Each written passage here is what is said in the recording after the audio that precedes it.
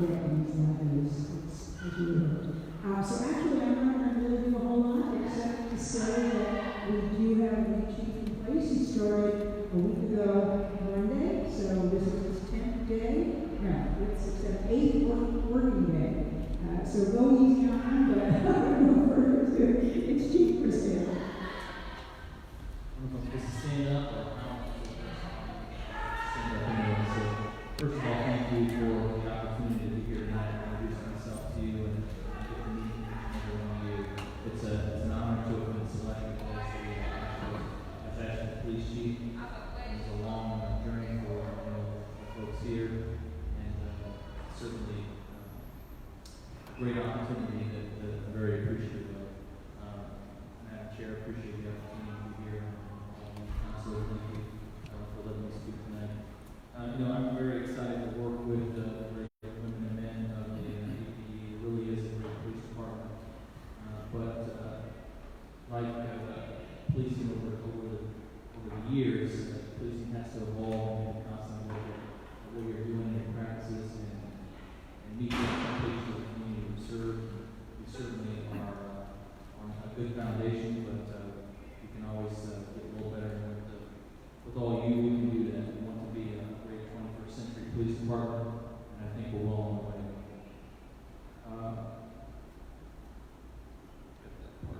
So we want to build a relationship with our community that's focused on the future, while also recognizing law enforcement's historical issues in our past, recognizing mistakes we made and trying not to make those again, but and getting better. And we can do that by collaborating with our community, making sure we have understanding and mutual respect, and that we're partnering not only to address crime component, but those things that we know, those long-term things that have to be addressed for us to really make an impact on crime. Things like poverty, lack of access to education, food insecurity, and buildings, and all those things that we know causes people to go to crime, causes push them into crime, and then the police have to deal with those symptoms. Work collaboratively. There's certain words I have trouble with there. In collaboration with our community to make sure that we're policing our communities equally, and that we are addressing issues that you want addressed, and that we're administering the law properly. So I won't take up a whole lot more time. I'm sure we'll have plenty of time to talk in the future, and happy to come to any meeting or meet you one-on-one, have a discussion like that about certain things. But I really want to say that from what I've seen in the first 8 days, the police department have a dedicated group of women and men who go out each and every day and try to do the right thing. And I'm thankful that we have people like that, and I'm also thankful that we have community members like all of you, and hundreds of people get a chance to interact with last night on National Night Out who are really trying to make Asheville the best it can be. And I'm looking forward to working with all of you to do this. So thank you. All right, Sergeant Mitchell, you are up next for a recap of National Night Out. Yes, I just want to talk about all citywide. Great turnout at really at the conference. We had an event up there, we partnered with the House Authority, and was out there to ship information for ice cream truck and showed up to do all the streets, which was awesome. Excuse me, I think We still have okay. So we had 12 events citywide, and they're all pretty well good feedback from the community about that. I was at Monday, this Cooper team, Ranger ice cream truck, coming bring kids trees. We had some football yards. It was really well attended. I'd say between 60 and 70 people. We really got the entire hour. Everything was speaking to that. I had a great chance to talk to people and introduce ourselves.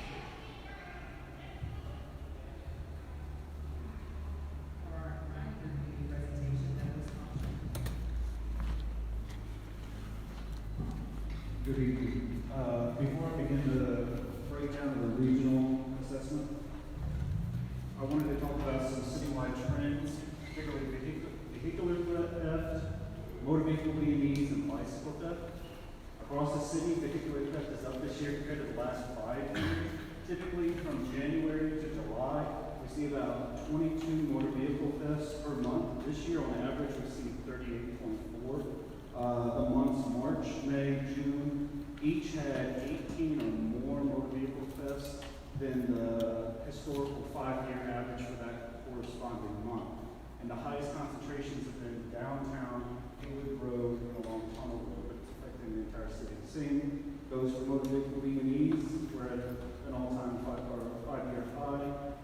From January to July of last year, we had 411 motor vehicle B&Es. This year we have 670. We typically see about 59 motor vehicle burglaries a month. Now we're seeing 95 per month. July was the highest month, monthly total for the last 5 years, with 126 motor vehicle B&Es. For context, there's only been 4 months in which we've had more than 100 motor vehicle B&Es, and all 4 of those have happened since, or 3 of those have happened since December of last year. So our rate of offenses is going up significantly. Again, the concentration is downtown in West Asheville, but we've seen this spread out across the city and felt by several residential communities. And then bicycle theft. 45 bikes were stolen in July. The value of stolen bicycles already has exceeded what we've seen in 2018 and 2017. Our heaviest concentrations are downtown, and smaller concentrations in West Asheville along Haywood Road and the lower portion of the central Asheville just north of Biltmore Village. We say all this to reiterate the point, lock up your goods. Most of the vehicles that we see burglaries with, they're unlocked vehicles. A lot of motor vehicle thefts, the keys are still in the vehicle, and do not leave your bike unattended or unsecured. If you have one of those hard lock bike locks other than a chain, that would be preferred. But now for the regional assessment for West Asheville, we saw a 20% increase in overall crime compared to June. The increase is due in large part to a rise in motor vehicle B&Es, which went up by 33 compared to last month or the prior month. Theft went up by 18. Residential burglary went up by 10. We saw improvements in simple assaults and commercial burglary. Most of the crime is concentrated in West Asheville proper, which is south of Patton Avenue and east of the Haywood Road intersection of Patton Avenue. Here we saw 128 incidents. The closest area was down Smoky Park Highway where they had 58 incidents. You have almost a threefold volume in that area. Violent crime extends from Piscataway Apartments up State Street to Haywood Road. And property crime is concentrated primarily on Haywood Road around the I-240 interchange, and then the smaller pockets along Patton Avenue and Brevard Road. Most of the Haywood activity is motor vehicle B&Es. For North, we actually saw a 35% increase, but as I mentioned before, low counts, low crime rates from North Asheville. Increased due primarily to motor vehicle B&Es, which jumped from 2 to 13. Violent crime is concentrated around Hillcrest community. Property crime extends from the 5 Points neighborhood into Montford community. For East Asheville, we had the exact same number of major crimes in July as we did in June. Sex offenses, commercial burglary, fraud, and shoplifting all declined. However, we saw slight increases in theft and vehicular crime. Violent crime is concentrated along the northern portion of Tunnel Road, near the tunnel, and then along South Tunnel Road over the Swananoa River Road, and for South Asheville, we actually saw a 9% reduction in crime, with the greatest improvement being burglary and shoplifting. However, robbery of individuals and fraud is up slightly. Violent crime has been mostly concentrated around the Mills Gap, Hendersonville intersection, and along Airport Road. And property crime is concentrated along Airport Road, as per usual. And finally, Central Asheville, there was a 32% increase in overall crime. Most significant increases were in theft, which went up by 25. Assaults, aggravated and simple together, up by 12. Burglary, both commercial and residential combined, up by 10. And then vehicular crime, up by 7. The majority of the Central Asheville's criminal activity continues to happen downtown, but violent crime extends from the northern portion of Broadway Street down to Ashland Ave, whereas property crime centers on the Pritchard Park and is basically a 100-feet radius affecting the businesses around there. And then specific to where we're at tonight, for this location, 1,000 feet from this location, we have only seen 9 crimes in July. Most of it was assaults or residential burglaries.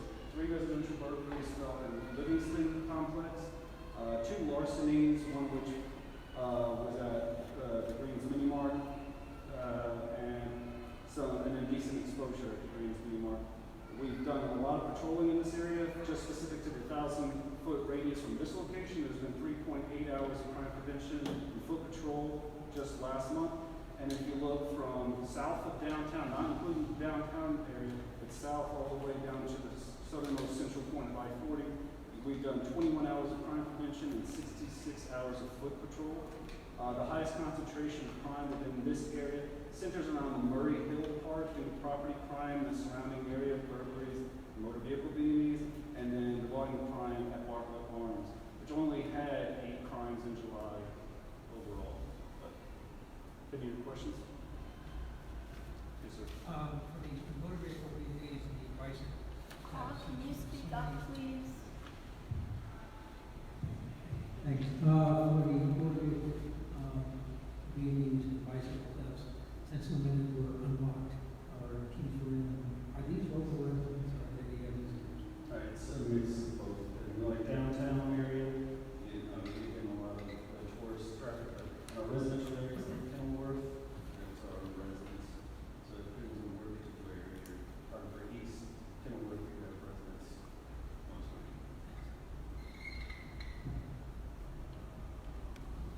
Thank you. Any other questions? Thank you.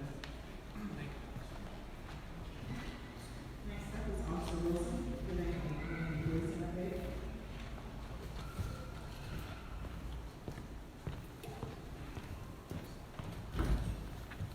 Good evening, everybody. My name is Justin Wilson. I am the Community Resource Officer for Central and North Asheville. Today I've been asked to touch on things mostly about Central Asheville. I'll start with going over issues that I am tasked with or what I hear most of over the past few months. Property crime being one of them, as we've just gone over, motor vehicle thefts, larceny from motor vehicles, and bicycle thefts. Basically, any interaction I get with the public, any meeting I'm invited to, I sound like a broken record trying to get people to secure their property, lock their doors, because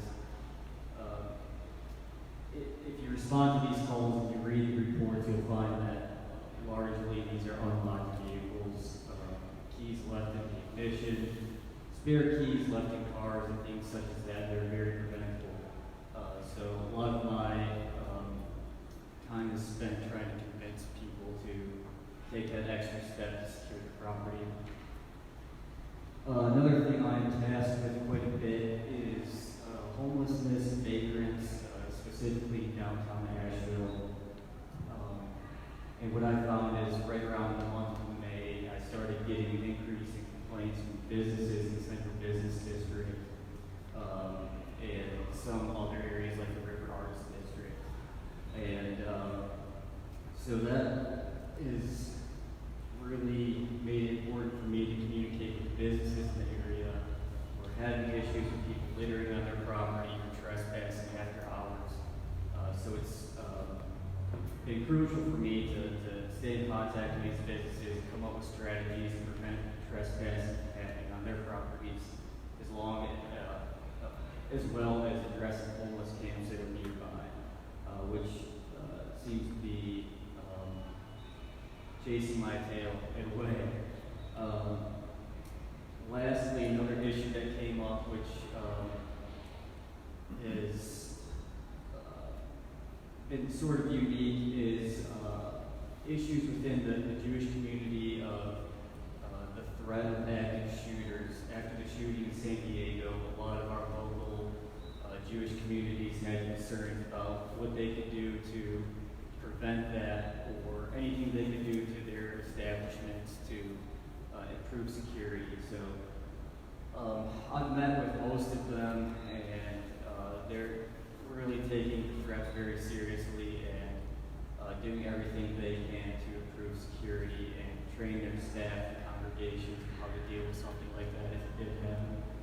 On top of that, we had a local guy who made anti-Semitic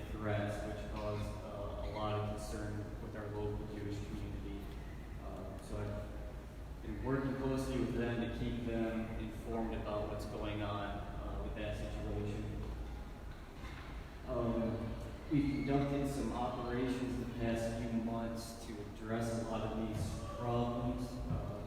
Drug activity, Pritchard Park, bicycle theft operation. We actually did an operation today for bicycle thefts. We put out a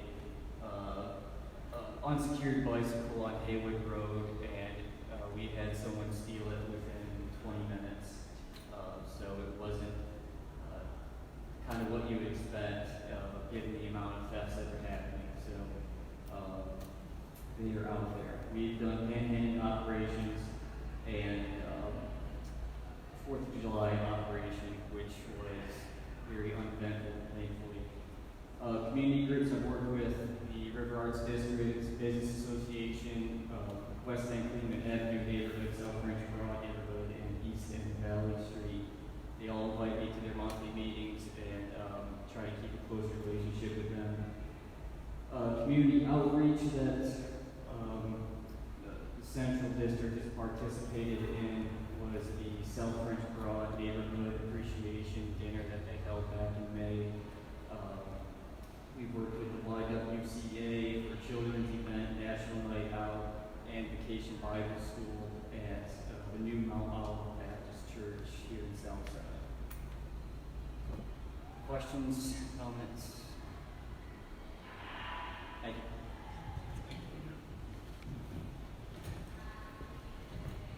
Jerry, will bounce back to you for the city's And this will be very short. Just in your packets, and this is for committee members. There's a sheet of advanced racial equity training that the city can sign, and as a member of a city board like this, as a member of a city board or commission, you are welcome to attend these trainings and encouraged to. So please, as we get additional dates, we will keep you apprised of them. But if you are interested in attending any of these, it's just a one-time 2 hours each one. I'll let Julie know, and we will get you enrolled and registered for it. I've been through both of them, and we really are they're interesting and thought-provoking, so I'm hoping to get it. Put on business that they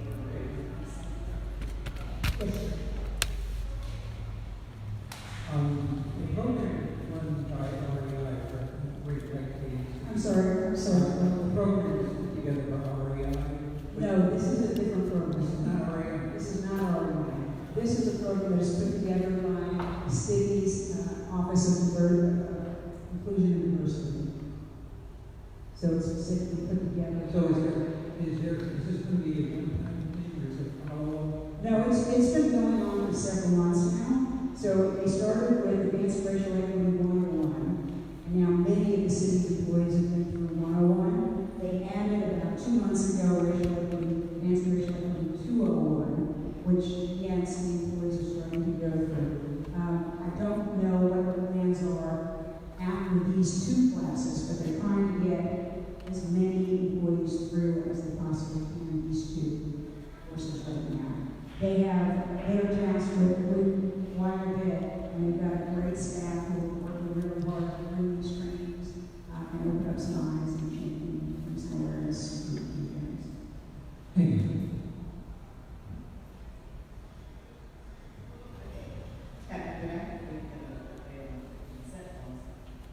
Thank you. Everybody hear me? With the written consent has been a topic of discussion for some time now in Asheville. And as an agency, we do understand that policing must change without the community needs and expectations change. With that, written consent is going to be introduced into the Asheville Police Department. With that, we also provided the package, a copy of the draft. The package, and this is the draft policy, and it is moving forward this time.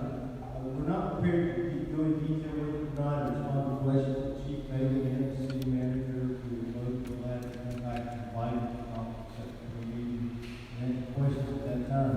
They are presented today for a committee meeting on August the 15th. CPAC members are invited to that meeting at the same location here tonight. We'll start at 5:30. And that's what's going to happen.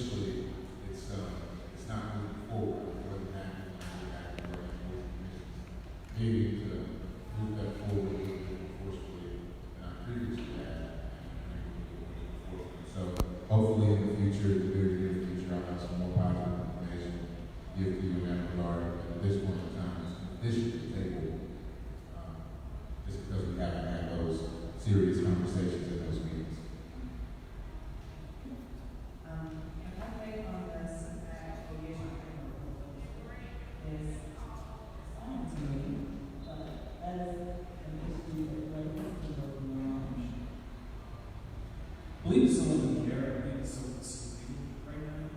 We can see. Okay.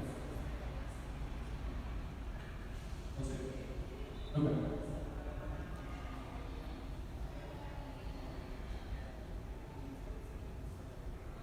That sounds good. That's good. If you can just repeat that or read down it. Yes, I'm going to start my attention that after we going through legal, it was said that litigation framework has to be presented to city council. So what we do is get the information that Blake's been working on that framework to consider it. I believe it needs to be shared by our. That's fine. I don't know if y'all can hear it or not. That's fine. You can get it to me. Okay, update on community discussions, hosted by CPAC, that's something that we can discuss real quick, just because we haven't had all of the members here at the meetings be able to discuss it. Committees that new members were aware of, because these committees were formed, or task force, were formed prior to you guys coming on board. I know that Michael is in charge of community outreach, and your new point person that comes on is Jerry. Mediation, that's what, and Allison we're working on. I'm actually going to step into that with Blake and help him with that. That's right, two of you work together. Karen, that was you. Carl. Okay. So it's one of those things, the task force was basically an idea for members to go out to the community and start having outside conversations so that we can bring information back for those that can't attend local meetings and so that their voices can be heard. So it's kind of like people were putting forth the interest that they had and whatever was in their circle that they can actually get a hold of that information and bring back to us. So it's like it's not really like whatever you guys want to do, but whatever your specialty is. If you work with that, and you're saying, okay, this is what we need from the police, that would be your call.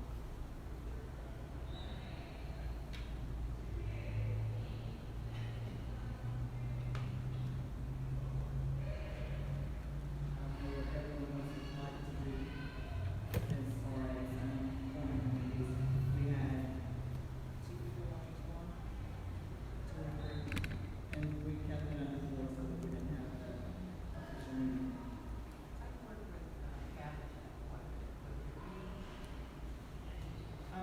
That's one of Jerry's arguments as far as when it comes to matching people or dealing with kind of what you were saying as far as the police, dealing with vagrancy or dealing with homeless people as far as the last thing we talked about, opening up the bags and things like that.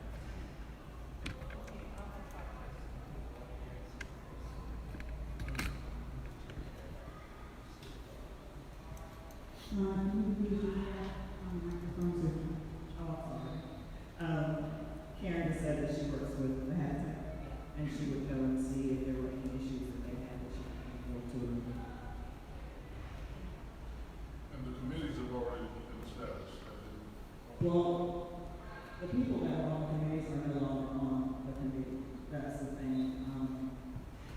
It kind of fell off when those people rotated off of the boards. It was one of those things that we had out there that we wanted to do. We just said that we would do that. So this is something that was regional. No. No. It wouldn't be like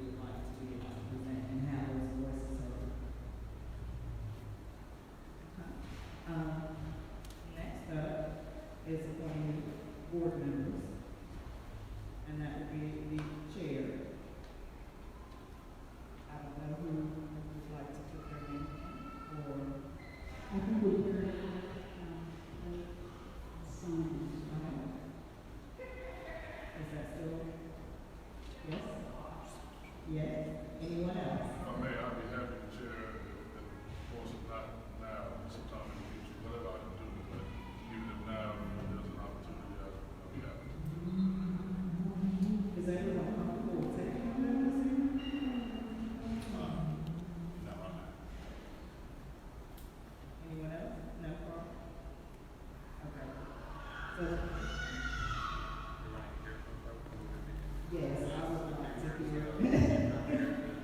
Yes. I had asked her if you guys out kind of introducing yourself, especially if you would like to take on the position of chair, so that we kind of know who you are and what you want to do and what your vision is for this company, and what your vision is for your time in office. That way we aren't just like, oh, hey, yeah, but So if I can offer, if those who are interested, like Sandy and anyone else, can send Julie by the end of next week, perhaps, just a short who you are, what your experience is, why you would like to be chair and to go for this committee. Then Julie can gather and get everything out all together, rather than all in one piece of the So how is the decision? And then we'll vote at the next meeting. we'll go to the next meeting. Yeah, the information piece. Thank you, Chair. So we'll table the discussion for the chair.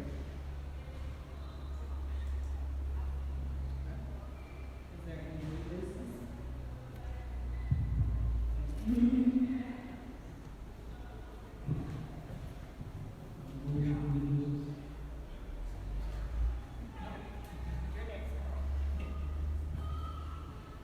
As far as communicating with the community, I've already done that. And I have questions tonight from the community. And I must say that I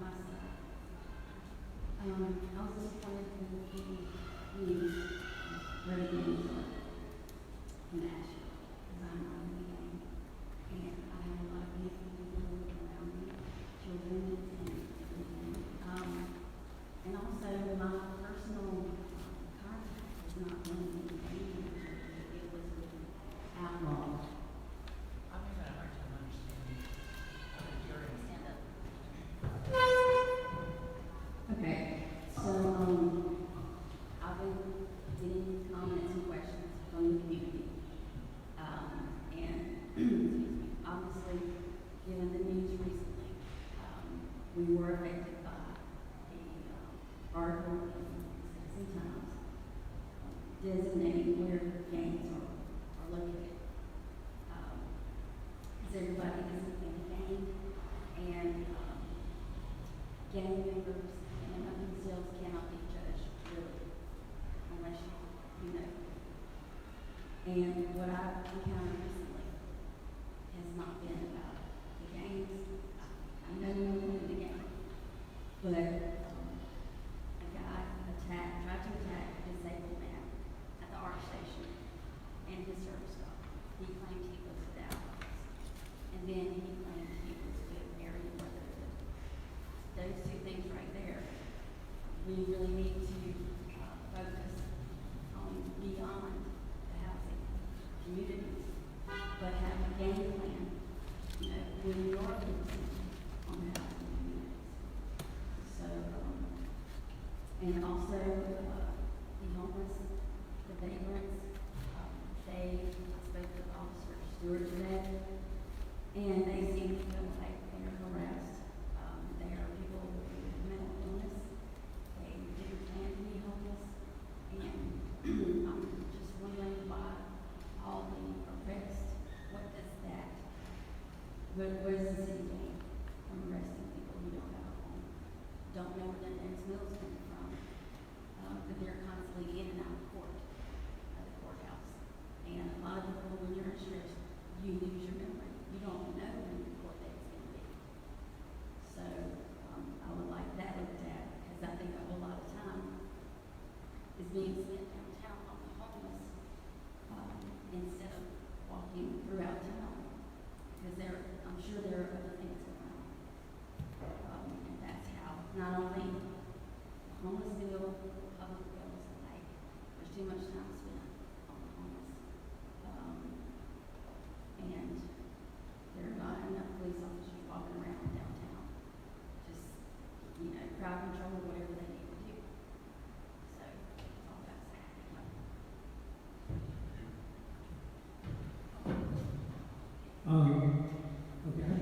brought this up 2 meetings ago, I missed the last meeting.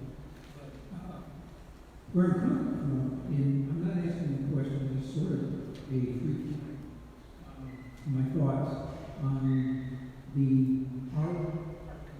is our client at CPAC, and also what are we charged with doing. As I remember the meeting 2 months ago, it was explained that CPAC's client is the city council, because the police department is not, as part of an administrative organization, we are an advisory committee to city council, and city council can charge us with doing something, but we cannot take on responsibilities or activities without their approval, because we're really not an independent group. We are a source of feedback to city council. We can express to them what we're hearing from people in the community. We can express to them what we feel as a group, or what we brought up and talked about. But we really cannot take activities on ourselves unless we are charged with doing that. And so when I look at Citizen Police Advisory Committee, the description here, I don't think the description is an accurate representation of what we can do, what we're allowed to do, and the limitations that we will do. So it is to the community. The community comes to us, say it came sitting there, came to us and expresses, we can only go to council and say we had somebody who came to us and expressed this concern. We're not in a position to advise the police department. If the police department wants to come and hear what we are thinking, that's great. But that's not our charge. Because we can go to city council, and then city council can advise the police. We cannot. And so I'm having somewhat of a problem of the disconnect between who we are, what we are, and where we fit into the system. There was problems with the previous CPAC in terms of the community coming to them and saying, do something about this, when in fact we can't do something about this. All we can do is talk about it, discuss it, and then go to city council and say, this has been an issue. What are you going to do about it? So we're really, the only people who can take the task or advise is city council. We can't do anything with the police. We're happy to hear from you. Chris, it's wonderful meeting you. But, why are we here? That's my big question. Why are we here? What do we exist to do other than be just a collective body, which is very similar to somebody else getting up in front of city council, getting their 4 minutes, and expressing their concerns at a city council meeting? So that's what I don't expect an answer from this. I just want to know.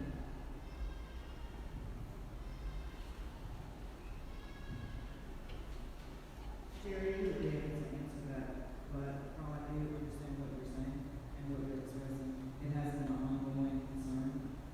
I've been on the committee for 2 years, and we've been asking this kind of question. That was one of the reasons why Allison was pushing for the mediation framework, because other cities have it, and when the community comes forward, there will be a mediation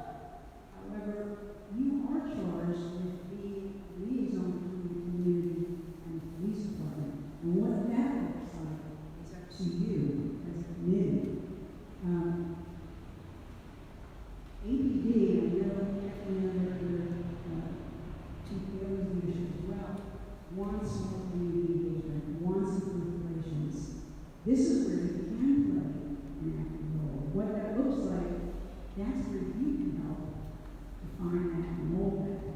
But that's going to take more than just coming to, these meetings. It's going to take some buy-in, some time, some organizing. But we want that as a police department. We truly do. So what we can do to help you, reach out to us, to me as your staff liaison, and whatever resources we can provide, where we can assist, and collaborate with you to make the engagements meaningful, to really make an impactful dialogue and not just dialogue checking boxes at the meeting or engaging, but let's cut through the stuff. And sometimes that means some discomfort, but that's the only way we're going to move together and move forward and impact our community, our quality of life, the safety and security of our loved ones and our homes and our belongings. So what I encourage you to do is to think about what that might look like and what role, how you might play a part in that. Because that doesn't need city council to tell you to do that. Your charge is to be a liaison between the police department and the community, and to share and disseminate information. We've been much better at the last months. I think we're hearing from you, you're getting some updates. So what can that engagement be? That might be something where you can play that active role and that's just my 2 cents. Stephanie, you can take it run with it or not. But I see that you could play a role in that way. Thank you. I personally I really think that answer is refreshing. I think Carl's concern comes from the past CPAC as you spoke. We've always had our hands on. So, Chief Bailey, I hope that your doors open. I hope your ears are open and you're willing to work with us as far as the concerns when the community brings them. In the past, we've been told, no, you can't do that. No, that isn't your place. No, that isn't your business. And you better not say anything about it. So, as the community comes forward, we've certainly seen a change in dynamics in these meetings alone within, I'd say, probably the past 3 to 6 months. With, you guys here, you're more open. And I'll honestly say you've been a lot more transparent than some of the other officers that we've had sitting in those seats. Lane was always one of the long officers. But we've never had straightforward answers. We've always had, we'll get back to you. We never had an answer after that. So I definitely thank you for being that transparent and being open with answers when we do ask you tough questions. I look forward to working with our new chief and hoping that, there is some change, especially some of the things that we've brought forward because the community has been very open in some of the concerns. And that's just my take on it. I'll let Jerry and I would just echo what Sean said, and I also think to your question, Jerry, about what does community engagement look like. I think that's the question that Michael and I are really going to attempt to tackle. And I think having the new chief here also presents a really great opportunity to tackle that question together in collaboration. And then along with the mediation piece, I think that's the big thing that we've been trying to figure out in terms of giving us some more advisory capacity to address what you said, Paul, and then otherwise just everything that John said.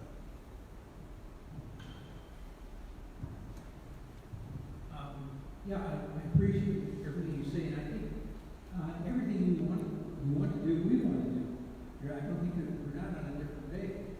It's what are we legally allowed to do? What's expected of us? It's in none of us have answered that question. Because in hearing from previous members of this committee and other people, is that we are constrained by some legal actions. Is that it's not whether people want it or don't want it, we're operating under a system.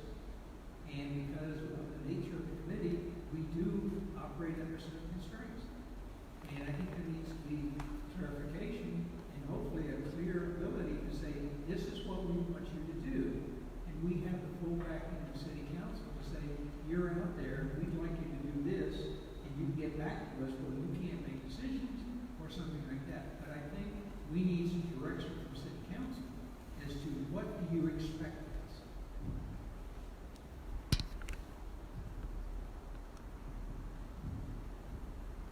Sure, unless, I'll go unless everyone else is done. I want to give every committee member the opportunity to have their. Okay. So to answer that question, prior to a lot of the new members that are on board, Sean seems to be one of the only holdovers, and Blake possibly was in the intermediate time period, but prior to that, in the same auditorium, we had a very transformative community meeting, CPAC, that was around Jerry Rush's. Shortly after that, all the questions that you asked were posed, not only to council but to this committee. And there was some work going on behind the scenes that culminated in the formation of the Human Relations Commission that actually does have the most leeway and, for lack of a better word, power than any other board commission in the city of Asheville. Once that came about for our Blue Ribbon Commission, it was discussed whether or not to keep CPAC active as a board commission period. It had made it all the way to a city council meeting, and we were at the meeting and we were going to vote to dissolve this entity and roll all those, not necessarily powers, but responsibilities of this commission over to HRCA. At that meeting, a couple of people expressed that this needed to stay up and going until HRCA was fully functional. HRCA has been fully functional for about a year. You all talk about community framework. They've already actually put one together. It was decided at that meeting in council when we were trying to figure out if we were going to vote to dissolve this body and what to do. It was decided that we would leave this body moving forward until HRCA got its legs, and we would allow HRCA the ability to decide whether or not if they wanted to wrap up CPAC into its own body and possibly use their powers that we've given them through the ordinance on HRCA. So at one of the last, not the last HRCA meeting, but one before that, it was decided that they may take up interest in trying to figure out what to actually do with CPAC, and they actually have that ability. So they are on that track right now. I will, and I am also the liaison to that commission. I will make some headway with the chairman and vice chair of that committee, which is Tiffany Double and Lord Venable, to see if they would like to speak with the acting chair, vice chair, and the other members of CPAC to see where you all might fit into their possible plans. And their ordinance setup actually gives them the most that we can give any board or commission without any state intervention. So as far as we go, including the mediation piece. So they've done a lot of good work. I'll put you all in contact with them, and I'll remain as a liaison between both groups to see what transpires from making CPAC a more viable option for the public. I will say this. HRCA is scheduled to have a meeting in the same building, I believe, on 15th, and just off of the last meetings from the HRCA that I've had, the audience is quite large. The questions that you all would expect to get in a meeting like this, they actually get, and so that may be something that you all may want to attend back here on the 15th to be able to see how that body interacts. It's actually a larger group than this, I think. They also have full-time staff support as well, and possible budgetary responsibilities as far as what they can and can't do. I won't go on and on, but I will have sidebars with each of you if you could choose after the meeting, give more in-depth detail about what's actually going on in HRCA and how that may affect CPAC in the future. God, I just got here. We'll go ahead and start with the committee member regional concerns. Robert, we'll go ahead and start with you and go from there.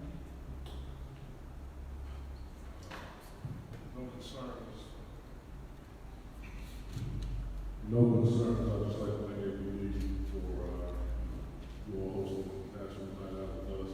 Everyone had a great time. A lot of people were happy, and they advised me to give you all compliments. So I just wanted to say thank you for that. I don't have any concerns right now, but I'd like to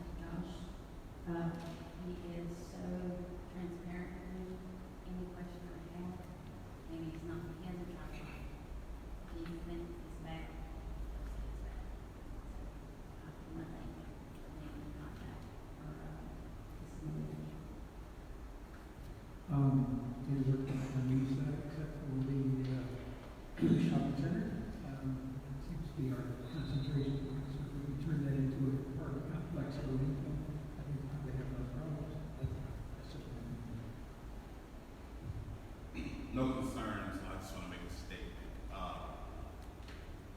It's very rare that I get phone calls starting like 7 o'clock this morning, congratulating the interaction with police officers and residents. But I heard that the National Night Out went very well, and community members actually had interaction with some police that they haven't had before. So, with that being said, I'm thankful for that.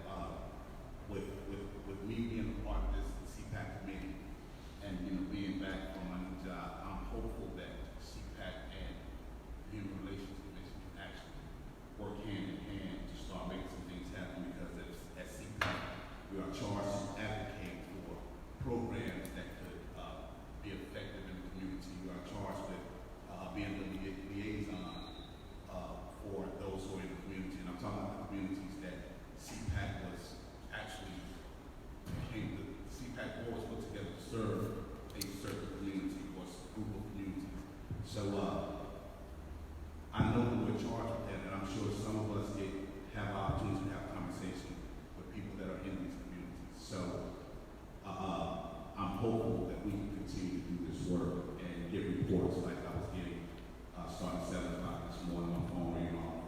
People just want to just talk about how well it went. So that's always good to hear. It's always good to see. So, and welcome to you. No comments on my end. I just want to say thank you, Chief, for being here. It's a pleasure to meet you. Excited about it. Thank you. I didn't have any regional concerns. I think one of the things that was brought to me was the article about gangs. We've actually had a conversation on Jerry and I about that, as far as the community's concerned, as to where the gangs were listed as being concentrated in, and how the article was worded. We talked about that was no count to the interview that was given. That was actually the way it was published.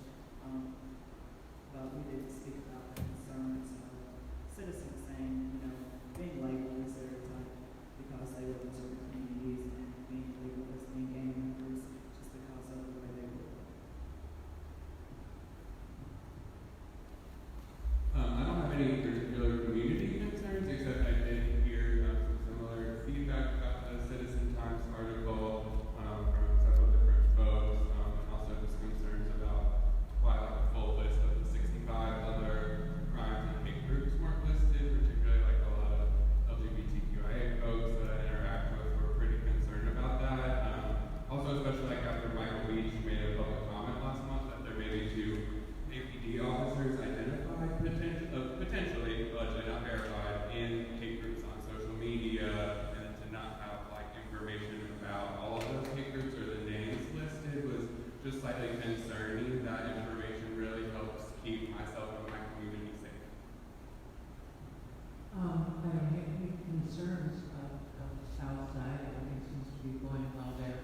I have the same question, I guess, that Jerry just brought up about the hate groups and the social media, and what is the answer? Or we had this discussion last time, and I don't know, did we ever decide what the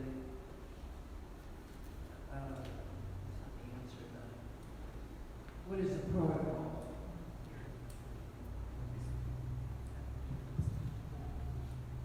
So we know that they can or can't belong to these type of groups?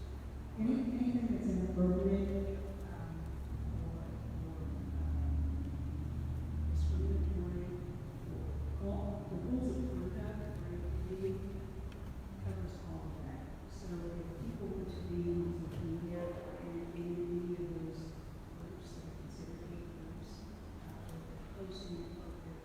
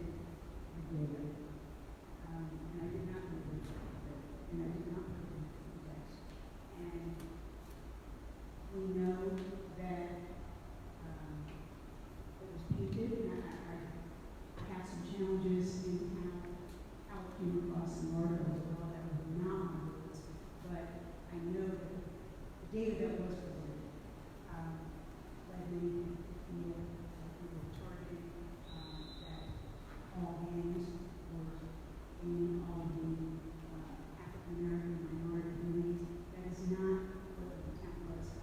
That's not what the community, it's not what the community is, it's not what the city community. It truly hurts me that it came across that way, and I wish I could take it back and wrap it into the context that it truly deserved, but I can't. What I can tell you is that the department does not believe that, and we don't operate under that. And I think every officer comes to work every single day with the intent to do good. And they don't come in because of an article. There's nothing in an article that's going to change the officer's perception of how they do their job. That doesn't mean that every officer does their job absolutely excellently every single day. There's always kind of a new instances where the judgments are not what it should be. But I truly believe that vast responsibility, there's always something new that we get from officer. And the context of those are way from the process, truly apologize to our community, because that is not. Any other concerns?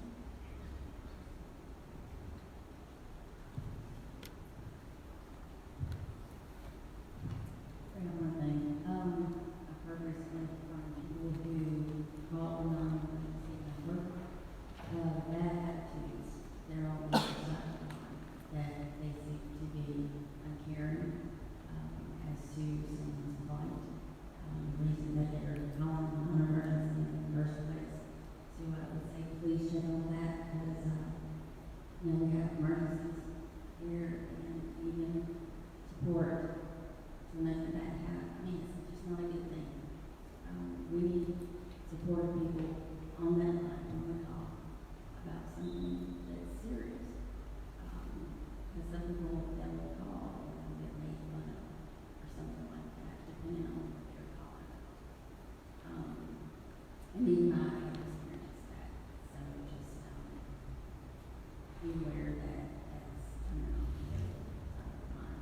People trying to do that. Thank you. Jerry, thank you for your apology. I appreciate that.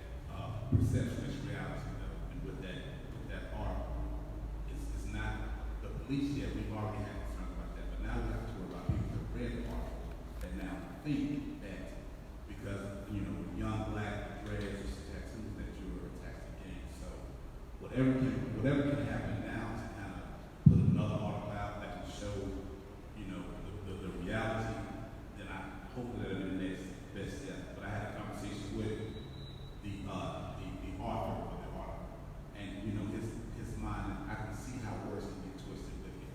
So hopefully something can happen where we can make right, the wrongs that were actually put out there. That perception. Thank you. We have had these conversations. That's the biggest issue right now is perception. I get to see now in your head and I would like to piggyback on that customer service thing about calling a non-emergency number. I experienced that, calling other people, calling because stolen cars, stolen vehicles, and the person on the other end just a customer service company. So public comment. I'm sorry. Go ahead here. So with any you guys or anybody else in the community, whether it's interacting with an officer or non-emergency number, please let us know, especially here, if as much information you can, date, time, the employee number, the employee's name, nature of the call, because all our lines are recorded when we go back, and we have a date and time to go back. That's something we will take seriously, we will do in our investigation. Date and time is critical. You guys have a few minutes. All right, so next up is public comment. Julie, do we have anyone signed?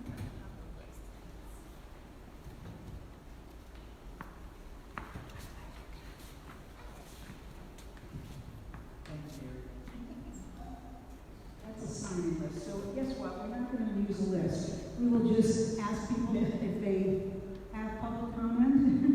And it's a 4-minute limit, give or take.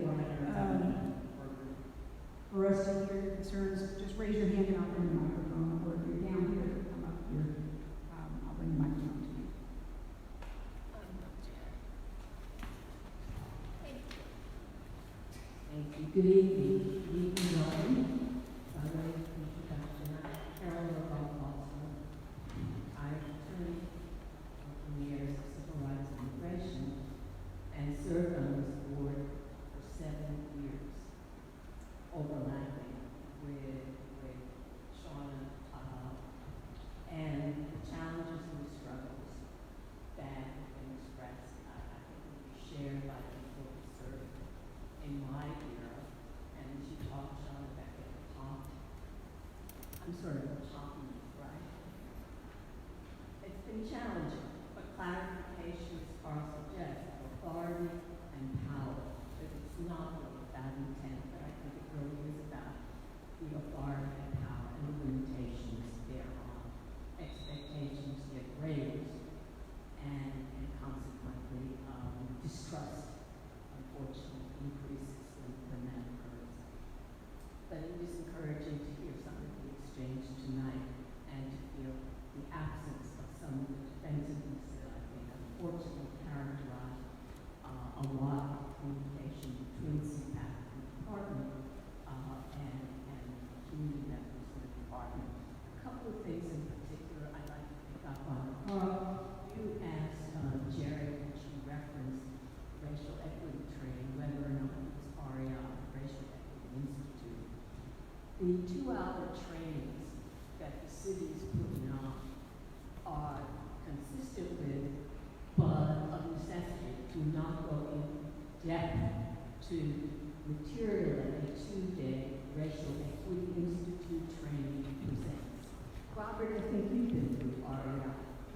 I would encourage, as I have in the past, as one of the core organizers of REI here in Asheville, to encourage your participation if you have not come to one of the workshops. We will have another 2-day workshop in September, another one in November. I can certainly supply specific dates for that. It is an in-depth look at the development of structural racism, and it requires, even 2 days, it's an introduction. I would encourage, there was a time that the department participated, had members attending, and unfortunately, that has not been the case for some time. I would be glad to have those conversations as well to see whether or not reintroducing department participation as well as other city participants into the REI trainings can occur. Michael, as you and Jerry look at outreach, and as I listen to Officer Wilson in what's called community policing update, but I'm not sure we collectively as a city have really agreed on when we talk about community policing, what is it that we're talking about? That it's beyond, I would suggest, outreach, and it's beyond some of the event attending, but as an individual who not only in this board, but for the preceding 40 years has done a lot of work with police agencies, really looking at the development, creation, policy, and practice, what is the role of community members, that I would encourage any of your discussions to more expansively look at with the department what we collectively mean by comprehensive community policing. And then finally, I appreciate, Keith, that, and as you know, I attend the HCR. I got my initials off the pew.